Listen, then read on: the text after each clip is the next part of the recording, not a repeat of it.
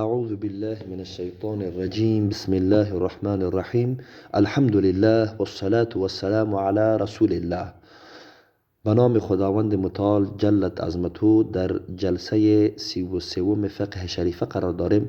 به نام خداوند متعال جلت عظمتو درس ما را آغاز میکنیم که در مورد اوقات است که در او اوقات نماز ادا کردنش جواز نداره.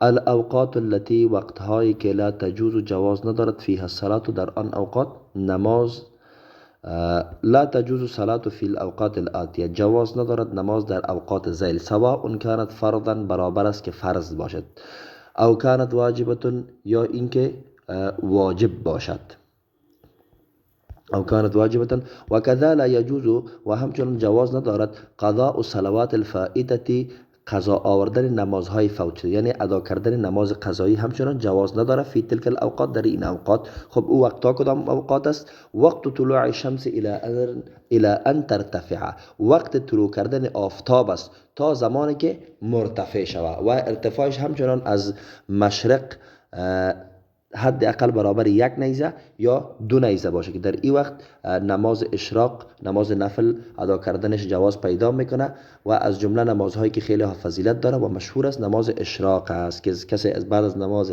فجر تا زمان طلوع آفتاب منتظر میشینه. این دو رکعت اگر 2 رکعت نماز اشراق ادا میکنه گویا ای که یک عمره انجام داده شد فضیلت یک عمره برش عطا کرده میشه به لطف خداوند متعال. دوم وقت استواء الشمس وقت استوای آفتاب است وقت قیام آفتاب است. قیام آفتاب زمانی که آفتاب در میان آسمان قرار بگیره که فاصلش از مشرق و مغرب مساوی باشه الی ان تزول تا زمان تا چه وقت؟ این وقت مکروه یا وقتی که نماز جواز نداره ادامه داره الی ان تزول تا زمانی که زوال پیدا کنه یعنی تا زمانی که میلان به طرف مغرب شود و فاصله آفتاب از مشرق نسبت به مغرب کمتر شود یعنی نزدیکتر به سوی مغرب شود. در این وقت همچنان ادا کردن هیچ نماز جواز نداره. وقت اصفرار الشمس وقت زرد شدن آفتاب الی ان تغرب تا زمانی که غروب میکنه این وقت مکروه از وقت زرد شدن آفتاب تا زمانی که طلوع آفتاب غروب میکنه تا امو وقت جواز داره. و یستثنى من ذلك العصر و مستثناس این امر این حکم از نماز عصر ذلك اليوم امروز نماز عصرش جواز داره حتی تا زمانی که نزدیک مغرب میشه یا نزدیک غروب شدن میشه نماز عصر با کراهیت جواز داره. فانه یجوز هر آینه جواز دارد نماز عصر عند اصفرار الشمس در وقت زرد شدن آفتاب. و یصح اداء ما وجب فی تلک الاوقات و صحیح است ادا کردن ما وجب آن چیزی که آن نمازی که واجب شده فی تلک الاوقات در امین اوقات مع الکراهه با کراهیت. چی معنا؟ در اینجا خود گفتیم که هیچ نماز جواز نداره اما مطلب از اینجا ای است که در خود امی وقت در داخل خود وقت مکروه اگر کدام نماز واجب میشه ادا کردنش با کراهیت جواز داره. حالا یک مثال خوب میگه که واضح شود. فاذا حضرت جنازه فی تلک الاوقات فاذا پس انگامی که حاضر شد جنازه یک جنازه فی تلک الاوقات در این اوقات جازت الصلاة علیها جواز دارد نماز گذاشتن بر بالایش نماز خواندن بر بالایش مع الکراهتی با کراهیت جواز داره. در حقیقت این نماز جنازه در خود وقت مکروه واجب شده حاضر شده اگر قبل از او حاضر باشه قبل از وقت مکروه اگر وقت حاضر شود جنازه بعضی علما میگن که اگر نمازش ادا کنن او نماز جواز نداشته درست نشده بلکه باید دوباره ادا کرده شود. و اذا تلا و انگامی که تلاوت کند احد یک شخصی آیت سجدت آیه سجده را آیه تلاوت کند که او در او سجده واجب میشه برای اشخاص فی تلک الاوقات در امین اوقات مکروه جاز له جواز دارد برایش مع الکراهتی با کراهیت ای یسجد للتلاوت این که سجده کند برای تلاوت. اگر قبل از وقت مکروه واجب شده باشه سجده تلاوت در این وقت ادا کردنش جواز ندارد. تکره صلاة النافله تکره صلوات النافله مکروه است نمازهای نافله تحریما به مکروه تحریمی فی تلک الاوقات در این اوقات. الاوقات التي تکره فيها النافله اوقاتی که مکروه است نمازهای نافله در آن. تکره الصلوات النافله فی الاوقات التالیه، مکروه است نمازهای نافله در اوقات ذیل.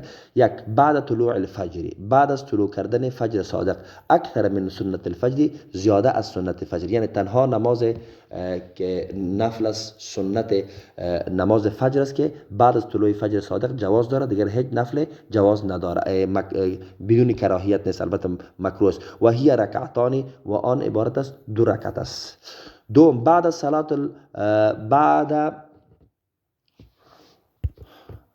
الفجر، بعد صلات الفجر، بعد از نماز فجر، الى ان ترتفع الشمس، تا زمانی که آفتاب طلوع کنه. بعد از اینکه نماز فجر ادا کرده شد، نماز صبح، تا زمانی که آفتاب طلوع میکنه به اندازه 2 نیزه، نماز نفل مکروه است با کراهیت تحریمی. بعد از صلات العصر، بعد از نماز عصر، الى ان تغرب الشمس، تا زمانی که غروب کند آفتاب، تا زمانی که آفتاب غروب. بعد از اینکه آفتاب غروب کرد نماز ادا کردن جواز داره، اما قبل از نماز مغرب همچنان مکروه می باشه. در این مورد مسائل خیلی ها زیاد است. از جمله میگن که نماز مغرب همون لحظه که مغرب شد اذان داده میشه و عاجل باید اقامه کرده شود، چرا که به تأخیر انداختن نماز مغرب همچنان مکروه است و اگر تأخیرش جواز داره به اندازه است که کمتر از ادا کردن 2 رکعت نماز نفل است. چهارم، عندما یخرج الخطیب، در زمانی که خارج می شود خطیب، یوم الجمعه، در روز جمعه، للخطبه، برای خطبه صلات الجمعه، نماز جمعه، زمانی که خطیب بالای منبر استاده میشه و برای نماز ادا کردن خطبه نماز جمعه بالای منبر بالا میشه و شروع به خطبه میکنه. در این وقت همچنان نماز نفل خواندن مکروه است، حتی یفرغ من الفرض، تا زمانی که فارغ میشود از نماز فرض. عند الاقامه، در وقت اقامه، در وقت تکبیر گفتن، زمانی که همه مردم در جماعت استاده میشه قبل از نماز فرض تکبیر گفته میشه. در این وقت همچنان نماز نافله خواندن چی است؟ جواز نداره. و تستثنا منه سنت الفجر، و مستثناست از آن نماز سنت فجر، 2 رکعت سنت فجر از این مستثناست. فانها تصلى، هر آینه ادا کرده میشد آن، بدون کراهت، بدون کدام کراهیت، عند الاقامه، در وقت اقامه، و بعدها، و همچنان بعدش، چرا که خیلی ها مهم است و خیلی ها تاکیدات بر سرش است. تا زمانی که اگر اقامه همچنان گفته شود، ادا کردن نماز سنت در گوشه مسجد جواز داره ادا کردنش بدون کراهیت، حتی تا زمانی که شخص اگر متيقن باشه که در رکعت دوم، در تا قعده اخیر، تا التحیات خواندن، اگر نماز جماعت میگیره، یعنی درک میکنه، دریافته میتونه، تا همون وقت همچنان جواز داره که نماز سنت ادا کنه. اما اگر یقین داشت که اگر من مصروف نماز سنت شوم جماعت از نزدم ترک میشه، در اون صورت سنت ترک میکنه و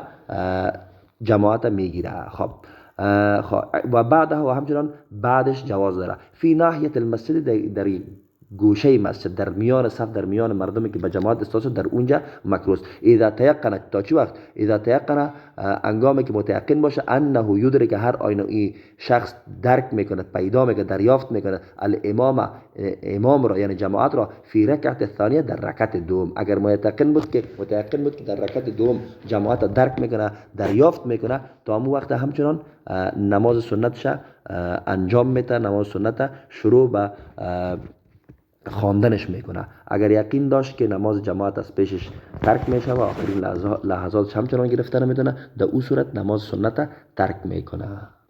دیگر اوقات مکروه چی است؟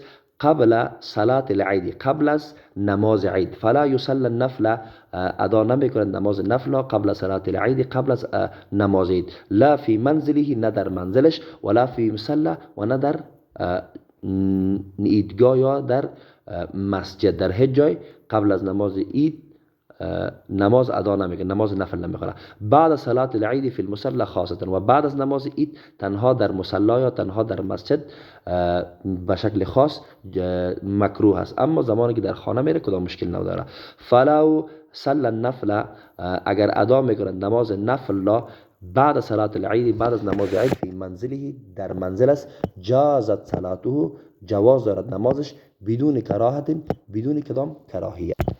دیگر از مکروهات، اوقات مکروه نماز نفل، اذا کان الوقت ضیقا، انگامی که وقت تنگ باشه، بحیث به شکل تنگ باشه که یخاف و میترسد شخص انه لو اشتغل، هر آینه این شخص اگر اشتغال پیدا کنه، مصروف شود به نفل، بن ادا کردن نفل، فاته الفرض، از پیشش فرض فوت میکنه. این همچنان مکروه به کراهیت تحریمی، چرا که فرض میره. عند حضور الطعام، انگام حضور الطعام، اذا کان جاعیا، انگام گرسنه باشه، به حد گرسنه باشه که در وقت نماز، در وقت ادا کردن نماز ذهنش مشغول غذا باشه. و فی نفسه، و در نفسش توق شدید، میل شدید باشد، الى الطعام، بسوی طعام، بسوی غذا. عند مدافعت البول، در وقت مدافعت بول. خب در وقت فشار ادرار، عند مدافعت البول، در وقت فشار ادرار، او الغایت، یا غایت، او ریح، یا باد، که همچنان ذهنش مصروف این مسائل میشه. نماز نفل چی؟ نماز فرض، هر نوع نماز باشه مکروه میشه. تکره الصلاة سواء کانت فرضا، مکروه میشه نماز برابر است که فرض باشد، او کانت نفلتا، یا نفل باشه. عند مدافعت البول، در وقت فشار ادرار، و الغائط، و غائط، و الریح، و باده. عند حضور شیء یشغل باله، در وقت حضور چیزی که مصروف می ساخته باشد او را، ذهنش حضورش خراب میکرده باشه و این مصروف چیز غیر نماز میکرده باشه، و یخل بالخشوع، و خلا ایجاد میکرده باشه با خشوعش، همچنان نماز چیست؟ مکروه، البته نماز نفل. بعد صلات الظهر، بعد از نماز بین صلات الظهر، در میان صلات ظهر و عصر، فی عرفه للحاج، در عرفه شریف، للحاج خاصتا، برای حجاج خاص، حجاجی که خب مشکل ایجاد شد. بین صلات الظهر، در بین صلات ظهر و العصر و عصر، فی عرفه، در عرفه شریف، للحاج خاصا، برای حجاج خاص می باشه. این مثلا زمانی که حجاج احرام می پوشه و به طرف عرفات حرکت میکنه، در اونجا بین جمع بین صلات ظهر و عصر میشه. و اینجا یک چند مسئله است که چی وقت جمع بین صلاتین صورت میگیره در عرفه. وقت یک چند شرط داره، زمانی که امو شرط ها مساعد بود، این اشخاص نماز عصر و ظهر در وقت ظهر ادا میکنن، اما چند شرطی است، اگر او شرط ها مساعد نشد، با هر نماز وقتی که به شکل علایده بخونن یا جماعت علایده بکنن، بدون جماعت بزرگ و کبرایی که در اونجا صورت میگیره، باز نمازهایشان به وقتشان ادا میکنه. در امو وقت اگر امو شرط ها مساعد بود، هیچ نماز نفل در میان نماز ظهر عصر نمیخونه، فقط نماز ظهر اقامه میگن، بعد نماز عصر اقامه میگن، هر دویش هم یک جا ادا میکنن. بین صلات المغرب و العشاء، در میان نماز بین صلات المغرب و العشاء، در میان نماز مغرب عشاء که در مزدلفه شریفه جمع میشه، این دو نماز که فرض مغرب ادا میشه و بعد از او عشاء ادا میشه. فی مزدلفه، در مزدلفه شریف، للحاج خاصن، برای حجاج این خاص می باشه، در دیگه هیچ جای جمع بین صلاتین جواز نداره، که انشالله در این مورد در بخش حج انشالله به شکل تفصیلوار انشالله میخوانیم و میگیم. و صلی الله علی خیر خلقه محمد و علی آله و اصحابه اجمعین برحمتک ارحم الراحمین.